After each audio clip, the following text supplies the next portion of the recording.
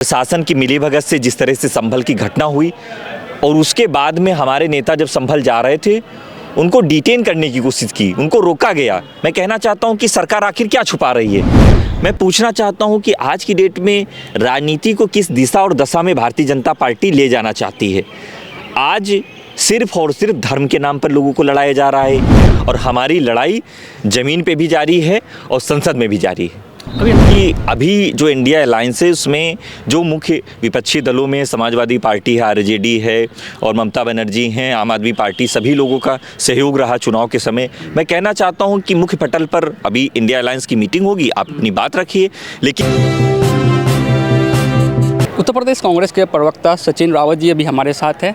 Sir, पहले संभल में जिस तरह से मस्जिद का विवाद हुआ उसके बाद हिंसा भी देखने को मिली, अब उसी तरह का मामला अब जौनपुर में अटला मस्जिद जो है उसमें सामने आ रहा है और याचिका भी दाखिल कर दी गई है। क्या कहेंगे सर? देखिए, मुझे लगता है कि भारतीय जनता पार्टी और योगी आदित्यनाथ जी की सरकार सिर्फ और सिर्फ मुद्दों से ध्यान भटका करके इस तरह की एक्टिविटी सामने पेश करती है जिसमें से इनको एक वोट की फसल काटनी रहती है। मैं पूछना चाहता हूं कि जब योगी आदित्यनाथ जी की सरकार बनी थी, इनके संकल्प पत्र में तमाम दावे और वादे थे, आज वो धरातल पे कितने सिद्ध साबित हुए ये बताने की आवश्यकता है।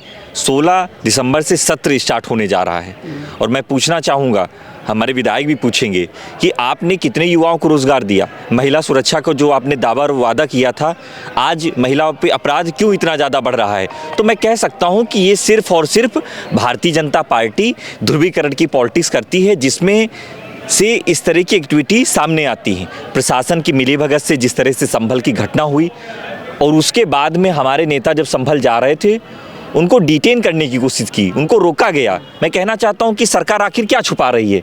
सच सबके सामने आना चाहिए संभल के मामले को लेकर के। अटाला मस्जिद के बारे में कहा जा रहा है कि शिव मंदिर उसको बताया जा रहा है, जो याचिकाकर्ता ने याचिका दाखिल की है उसमें। देखिए, अभी याचिकाकर्ता भारतीय जनता पार्टी के ही कार्यकर्ता के रूप में काम कर रहे हैं। अब आप हर मस्जिद में इस तरह की याचिका देकर के क्या दिखाना चाहते हैं। मैं पूछना चाहता हूं कि आज की डेट में राजनीति को किस दिशा और दशा में भारतीय जनता पार्टी ले जाना चाहती है। आज सिर्फ और सिर्फ धर्म के नाम पर लोगों को लड़ाया जा रहा है, हिंदू मुसलमान के नाम पर लड़ाया जा रहा है। ये आपसी जो भाईचारा सौहार्दपूर्ण का माहौल 2014 से पहले रहता था, अब कहीं ना कहीं भारतीय जनता पार्टी के राज में वो बिखरता हुआ नज़र आ रहा है, क्योंकि नफ़रत का बीज हमेशा भारतीय जनता पार्टी बोती है। और कितनी भी आप नफ़रत फैला लीजिए भारतीय जनता पार्टी के साथियों, श्री राहुल गांधी जी ने जो मोहब्बत की दुकान, भाईचारे की दुकान जो खोली है वो निरंतर जारी रहेगी। अच्छा, अभी कांग्रेस ने अपनी पूरी इकाई उत्तर प्रदेश में भंग कर दी है, तो क्या 2027 की तैयारी है आप लोग की? देखिए, 2027 में कांग्रेस पार्टी मुख्य तौर पे भारतीय जनता पार्टी के खिलाफ मजबूती से लड़ती हुई नजर आएगी।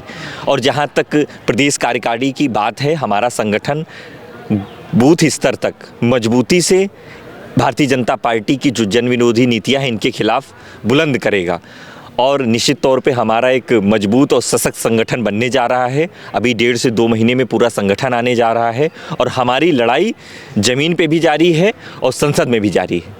अभी हाल ही में ममता बनर्जी ने बयान दिया है, कल ही उन्होंने बयान दिया कि अगर मुझे मौका मिले तो मैं इंडिया गठबंधन का नेतृत्व करना चाहूँगी। मतलब तो इस पर आपको क्या कहना है इस मामले पे? देखिए, मुझे लगता है कि इंडिया अलायंस जिस तरह से बना और जिसका नेतृत्व सभी लोगों ने किया, ममता बनर्जी जी 3 बार से ज़्यादा मुख्यमंत्री पश्चिम बंगाल की रह चुकी हैं, अनुभवी हैं, लेकिन जिस तरह से मुखर होकर के आदरणीय श्री राहुल गांधी जी हर मुद्दे पर सरकार से सवाल करते हैं, अडानी का मामला हो, महंगाई का मामला हो, बेरोजगारी का मामला हो, पत्रकारों का कोई मामला हो, अभी संभल की घटना देख लीजिए, या नफरत की सियासत के खिलाफ कौल लड़ता हुआ नजर आ रहा था संविधान बचाने को लेकर के श्री राहुल गांधी जी।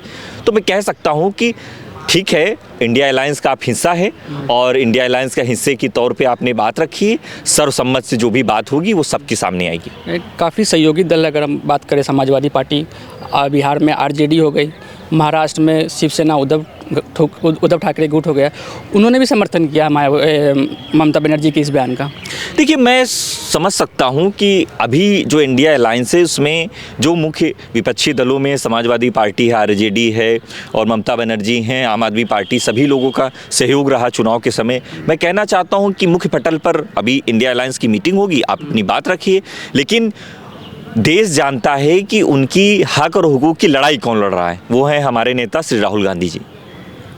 तभी आपने सचिन रावत जी को सुना, उनका साफ तौर पर कहना है कि कांग्रेस जो है वो लोगों की हक की लड़ाई लड़ रही है और नेतृत्व ही कांग्रेस इंडिया गठबंधन का करेगा। न्यूज़ 9 भारतवर्ष के लिए अजित राय, लखनऊ।